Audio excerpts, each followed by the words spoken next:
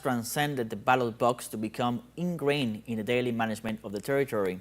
The national public consultation is not just a voting process, it is the financial engine of the commune and the self-governing unit for realizing communal-driven projects related to basic services, entrepreneurship, and more. A commune in Venezuela is not just another administrative division. It is a grouping of communes that share a history and geographic space, and are organized into committees and spokespeople to manage their own economy and services. Today, this model encompasses more than 49,000 communal councils, including 4,100 communes in 5,336 districts throughout the country. The genesis of this project stems from Commander Hugo Chavez, who conceptualized the commune as a living and necessary organism for the Republic. A commune should be a cell, but who has ever seen a cell alone? A cell has to be next to another and another to form the body, the tissues, and the human body. So it has to be an integrated system of communes, not an isolated commune out there, and that applies right now to the communal councils, which are nuclei. You know that cells have nuclei. Well, the communal councils are the nucleus of the communes, or one of the nuclei of the communes. The commune is like the cell, and the cells have to branch out, link together, they have to form a system, articulating to give shape to a body. That cell now has its own voice. The commune is the space where socialism is territorialized through the commitment handed down by Commander Chavez, as a political legacy and a strategic mission. Nicholas, I entrust this to you as I would entrust my life to you. The communes. To maintain this model in 2026, the key has been the national public consultation. Every 3 months, the people choose their priority proposals. With more than 4,500 simultaneous projects each day, the consultation grants financial autonomy, eliminating intermediaries and guaranteeing effective implementation. Because this path of at least one quarterly consultation, expressed in grassroots assemblies, because these are grassroots assembly processes expressed in projects diagnosed and developed by you, neighbors, communes, people of peace, grassroots people, expressed in direct democratic participation and decision-making, is a process that takes place at least once every quarter. It is the beginning of a more vibrant, more direct democracy, and the construction of a new system of government. By managing their services, producing their food and realizing ventures, the Venezuelan people are building an independence based on territorial organization. The communal economy is a fundamental engine of the new economic model we want to build. It must be a diversified economic model, moving beyond oil sales.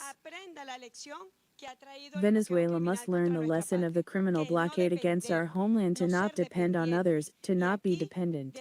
And here, through the communal economy, we are building an independent economic model, diversified from Venezuela's vast capabilities.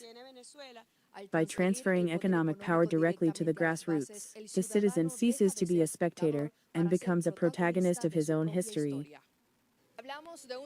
We're talking about a system where planning isn't done from behind a desk, but rather in assemblies with residents who know everything from water shortages to the need for a school. It's popular self-government made methodical, where the commune legislates, the communal council executes, and public consultation finances. The communal state transforms resistance into a new architecture of power, where the people no longer wait for solutions, but create them. From Caracas, in the Jesus Romero Chamber for teleSUR, Andrea Romero. The 50th meeting of heads of government of the Caribbean community was held. The main focus was the situation facing Cuba in the face of the U.S. energy blockade. Our correspondent Crystal Hoyt has more information. Regional leaders concluded the 50th CARICOM heads of government meeting in St. Kitts and Nevis with a clear message: The Caribbean community remains united while navigating complex geopolitical pressures. Cuba was a central focus, particularly following discussions with United States Secretary of State Marco Rubio. CARICOM Chair, Prime Minister of St. Kitts and Nevis Dr. Terence Drew, confirmed that the bloc is preparing a coordinated humanitarian response. The matter of the challenging situation in Cuba was also discussed. All parties recognized, and this is our meeting with the Secretary of State, all parties recognize that there should be efforts to address the growing humanitarian crisis that's within CARICOM. The Caribbean community, cognizant of its very close relationship with both Cuba and the USA, and mindful of the extent to which the region can be negatively affected, is willing and to participate in any way that will redound to the benefit of the Cuban people while maintaining regional stability. Beyond the statement, the CARICOM chair was pressured on timelines. We are going to respond on the humanitarian end in short order, within a month. We will give more specifics on it very, very shortly, but within a month, we are going to respond in a significant way to help the humanitarian situation in Cuba. As to if that humanitarian aid will include fuel remains unclear, much like the discussion on regime change. CARICOM has not involved itself in any discussion of such nature. As such, we are very concerned about the humanitarian situation in Cuba, which I've spoken about, and that is what we are responding to. And within a month, you would see exactly what CARICOM will do with respect to that. Additionally, we got an update on a request made. A few months ago, the U.S. asked for permission to install a radar at the Maurice Bishop International Airport in Grenada, similar to what they've done in Tobago. Grenada had previously indicated that it was considering the request, but Prime Minister Deacon Mitchell was clear that for now, the radar is off the table. So as regional leaders depart St. Kitts and Nevis, the focus now shifts toward humanitarian assistance in Cuba. Crystal Hoyt, teleSUR, Bridgetown, Barbados.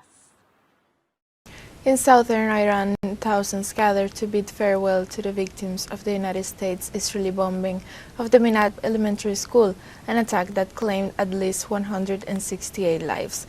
The funeral, marked by grief and slogans against the United States and Israel, became a celebration of national unity after the loss of 168 girls in what Tehran described as a deliberate war crime. The coffins wrapped in the Iranian flag were escorted by a mainly male crowd demanding a strong retaliation beyond the current Operation True Promise 4. Previously, the Iranian government declared 40 days of official mourning for the assassination of Ayatollah Ali Khamenei and the civilian victims of this massacre. The numbers of Iranians killed by the attacks launched by the United States and Israel on the Persian nation has risen to over 785.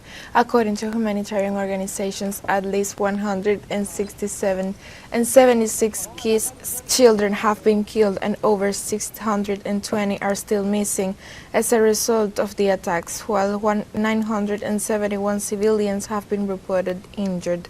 The activist groups also announced that more than 500 Iranian communities have been affected after the latest attack launched by Washington and Tel Aviv. On the other hand, the government of the Persian nation urged the United Nations and other international bodies to speak out against the aggressions and take action to stop what it described as a barbarity. The Iranian government warned of a false flag operation, denouncing the regime is deliberately attempting to expand the scope of the current conflict in the Middle East to regional countries. The warning reported attacks on diplomatic missions and strategic targets in the region. Tehran says seeks to blame the Islamic nation in this context. Iran reiterated that the attacks by armed forces were directed exclusively against Israel and the locations of what is classified as criminal aggressors, as well as United States bases, military and security infrastructure.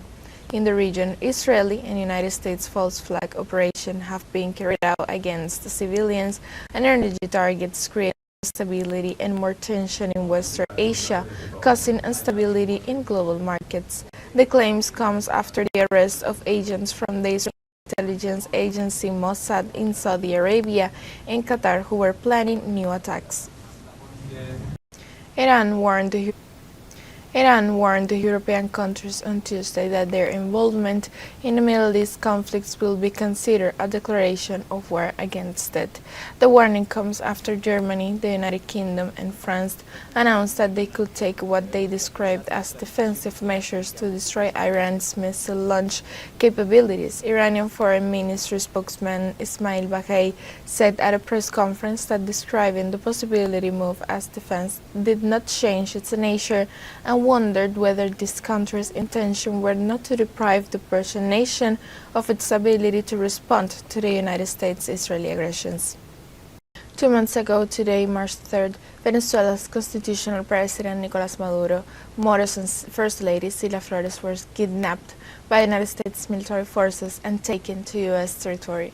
The military operation violated Venezuela's sovereignty and the immunity of a head of states and resulted in the killing of over 100 civilians. The action was immediately condemned by the international community, including the United Nations General Assembly. Countries around the world such as China, Russia, Iran, and Cuba raised their voices in solidarity with the Bolivarian nation and its leader, which for years were targets of the United States aggression. Venezuelans continue to take the streets across the country to strongly reject the United States attack and to demand the immediate release of return of the presidential couple. So in Venezuela, a flight with 130 Venezuelan migrants arrived on Tuesday in Caracas from Miami, the United States, as part of the Back to the Homeland government plan. The group, which included 101 men, 21 women, 4 teenagers, and 4 children, landed at Simón Bolívar International Airport in Maiquetía. As usual, the Ministry of Interior, Justice, and Peace, Diosdado Cabello, activated the citizen security and health protocols upon the group's arrival before they joined their families. The initiative, promoted by President Nicolás Maduro and acting President Delcy Rodríguez, reaffirms the Venezuelan government's commitment to the safe and dignified return of those who decided to return to their homeland. It also seeks to protect the right to family reunification and national sovereignty. China affirmed that Iran has the right to protect its sovereignty and territorial integrity in the face of recent attacks by the United States and Israel.